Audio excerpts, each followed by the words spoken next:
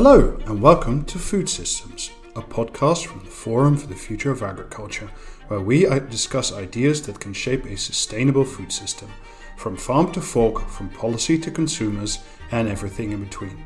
I'm your host, Robert de Graaf, and you can find us on Twitter at Forum for Ag. These episodes will be available every other week on all major podcast platforms. Before we get started, we would like to say a quick thank you to the FFA founding partners, the European Landowners Organization and Syngenta, as well as the FFA strategic partners, Cargill, the Nature Conservancy, Thought for Food, and the World Wildlife Fund. Please enjoy this episode. Hello and welcome back to Food Systems. Today we're joined by Amirul Islam. He is the Operations Manager for South and Central Asia with the Asian Farmers Association for Sustainable Rural Development. Amirul, thank you so much for joining Food Systems today. Thank you, Robert. I wanted to start by asking you what the impact has been of the COVID-19 pandemic on family farming in your region.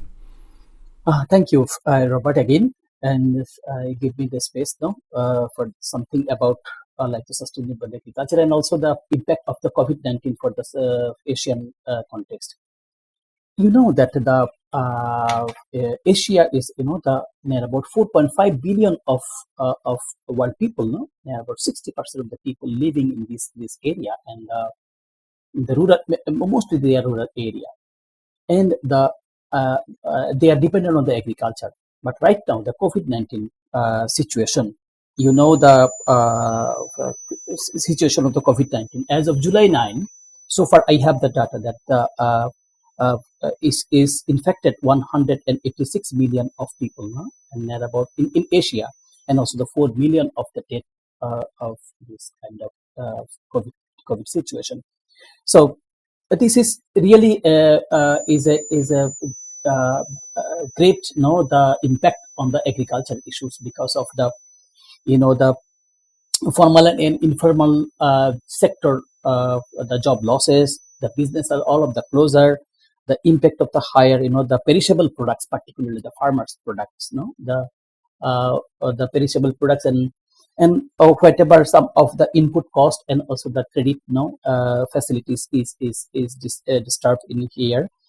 And many of the farming community are dependent on the tourism, so they are also hampered in kind of supply and these kind of things, and also the increase of deforestation and also this kind of the COVID cases is effect in the area of Asian farmers. And also that the farmers of Asia is very small, small holding farmer, and average land size of less than 2 hectares of land. So the farmers are dependent on the everyday market. So they have no the option to store their product. So when the harvest season is coming, then if the market is closed, if the transportation is closed, so this is really is a miserable the situation the smallholder farmer. If you look at sort of small family farming in your region, is that sort of what the biggest structural problem facing the sector at the moment, or what are some of the major problems impacting the sector outside COVID-19? Nice question, Robert. See, the most of the people are dependent on the agriculture. Directly engaged near about 50% of the people in the Asia for the agriculture, and 60 to 70% of the people are engaged in the agriculture and the value chain sector. So, and also there is the opposite side of the things. When the other income source is closed, then agriculture only can give some of the avenue, to income at least the taking food. So this is one of the good side for another farmer also, that they are less vulnerable if you compare to the other sectors of the people. But the problem is that the finance. The problem is they are not the sell their products particularly the perishable goods. If you think about the milk, if you think about fish, if you think about the perishable vegetables like tomato, like cauliflower, cabbage, this kind of products you have to uh, transport quickly and send it to the market as soon as possible. Otherwise, it will not give you the money, and it will give you the loss. Is the most difficult part access to credit so people can borrow and expand the farm? Or what is the big trouble that you see regarding to financing the Asian family farm? As I in previous I mentioned that the maximum farmers are the smallholder, so they are depend on their productive resources, no, the land, the water, and also the seed, pesticide, fertilizer. But if they don't sell their product, so how can they manage for their next cropping? The money. So if the and the formal sector, particularly the bank and other the informal sector for the in the who are channeling the money to the farmers, then it will be it was hampered due to the COVID situation because of the movement strictly lockdown somewhere in the country level. And so this is a long time. This is not a 1 month or 2 months. So we already passed 12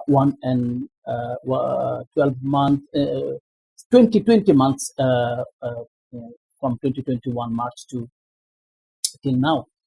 So this is the problem of the farmers to how to cope up with the farming, because of they have no capital to reuse their food production. So you're speaking to us today from Dhaka, from Bangladesh. Bangladesh is often mentioned as already suffering quite severely from the impact of climate change. What other impacts are you seeing in farming in the region, and particularly where you are? See, that the climate change is the very the worst things for the particularly the farmers, because of the farming is depend on the nature. So whenever the climate is changing, so what is the farmer knowledge? No, so when the seed plantation, when they give irrigation, when they harvest the plant, but whenever the climate is changing, the everything is changing, like the pattern of the rainfall, the heat, the summer, the season. Now everything is changed. So this is really very hard to cope the farmer, because of when the crop is in the field, that time is raining, but this time is not desired to rain. No, but whenever they need rain, that time is drought. So this kind of climate variabilities is impacted all of the farming community in Asia, particularly the crop, livestock, fisheries, forest issues. So everywhere the climate change is the devastating situation in the country, because of the number of hurricane, number of big storm is increasing, and the distribution of precipitation is uneven, and the situation, the temperature, and also the day length is changing. So this is the impacted in all of the crop production, processing, and also transporting for the farmers. If you look at what your government and governments in the regions are currently doing, and also with regards to the commitments they signed up with the Paris Climate Accords, do you think governments and other bodies are currently doing enough to combat climate change, or should more be done? Well, the good question. Because of the government, this kind of developing country and underdeveloping country, our government also the resource limitation. No, so when the maximum of the people are affected in the climate change, then it's really difficult for the government to tackle over. So this is responsibility for the global leaders who are tackle the climate things, because of the who are depending on the agriculture. This kind of country, they are contributing only 5% of the global warming gas, but the 95% are user for the developing country. So developed country. So this the government is trying, no, the government is trying to support farmers, but it is not easy to support every farmers for mitigating the climate change, because the climate change is a long term impacted in the farmers livelihood and the farming practices. So far I think that the many of the the countries, uh, they are trying to support the farmers, but the big issues is not in their hand. This is the, in a summary. You mentioned a few times now that you expect that the international community plays more of a role.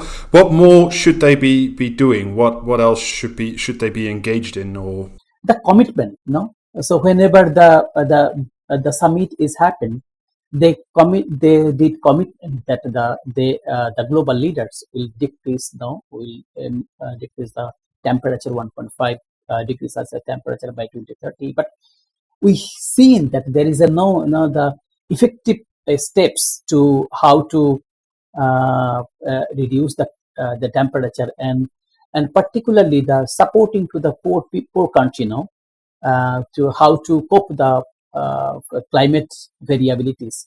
So this is the things, because of the smallholder farmer, particularly the site. So we thought that the 80% of the food producing the smallholder farmer. So if you not address the smallholder farmer, particularly on the climate issues, then the global food insecurity will be increased, and this can be the one of the disaster for in coming years. I was reading some of the documents you've put up with from the AFA, and there's frequently a distinction that you make between tenure rights and property rights for Asian family farmers and local communities.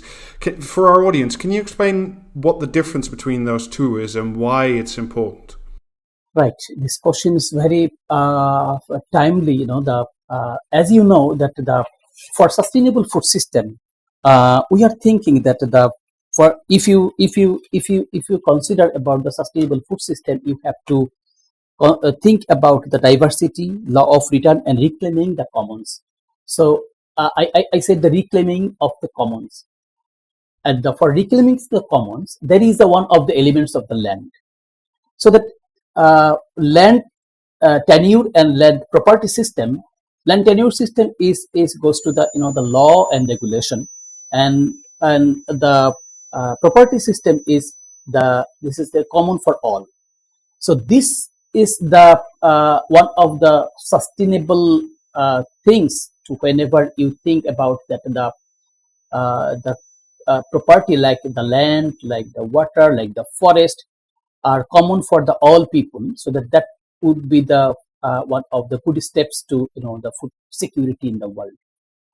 So in a nutshell, the land tenuracy, and also the land, the things is really very crucial for the smallholder farmer, particularly because of if if you not access to the land, how can we produce? No, how can a smallholder farmer produce there? And if the fisherman is not access to the water body, if the forest dwellers who are earning income or earning food from the forest, if they don't allow to access their common properties, how can they live, and how can they income, and how can the secure their food? Okay, so this is, you already mentioned it just now. This year we also have coming up the UN Food System Summit. What are your expectations? What do you hope comes out of the Food System Summit? As you know, that the Food System Summit, there has 5 numbers of action track. So the 5 number of action track, and this summit is not the problem statement summit. No? They call the solution summit. So solution summit, and if you look about the 5 action track, first is the ensure access to the safe and nutrition food for all. shift to sustainable consumption pattern, boost nature positive production, advance equitable livelihood, and build resilience to vulnerable shocks and returns. And the process for the food system summit, the many of the national dialogue, independent dialogue, and also the various groups dialogue already happen and still happening till so far September, October, and finally the summit will be there in the November. So the process is hoping, we are hoping because of the leader, global leader, they assuming that without supporting smallholder farmer, without changing our normal food system, we will not live in this world. So this is the hope. The process of the food system summit is going on, and how they collect the solution from the different group, particularly the farmers, the consumers, the businessmen, the government, the CSOs. So this process is showing lights, that that will be the very the good decision will be taken by the global leader for sustainable food system in coming years. I'm hoping. Are there specific points in the Food System Summit that you as an organization really hope that you say, well, if there's a final report or a final declaration, these are things we really hope will be in the final paper? I will summarize with the 3 points for the coming Food System Summit.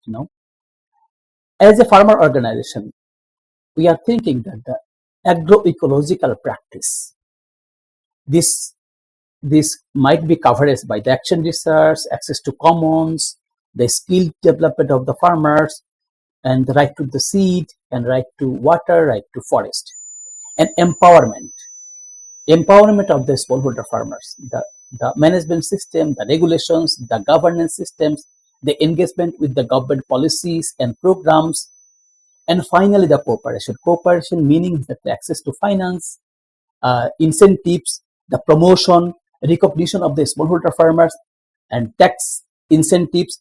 This kind of initiatives, in a summary, we can say that the agroecological system introduce the agroecological system, empowerment for the smallholder farmer, and cooperation with the farming community.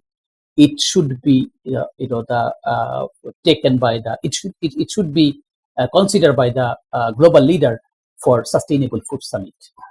Given that we were just talking about the climate and then the Paris Climate Agreement, now that was signed a number of years ago now, and we haven't really seen a big drop in CO2 emissions, or many countries are also lagging behind in their commitments to Paris. Do you feel that the Food System Summit will do better than Paris, or how do you feel about the outcomes? Do you think they will be respected? Oh, it's a hard question, Robert, because of how can we say that because of many commitments for the global leader are failure. So this is not sure that what is the impact of the Food System Summit.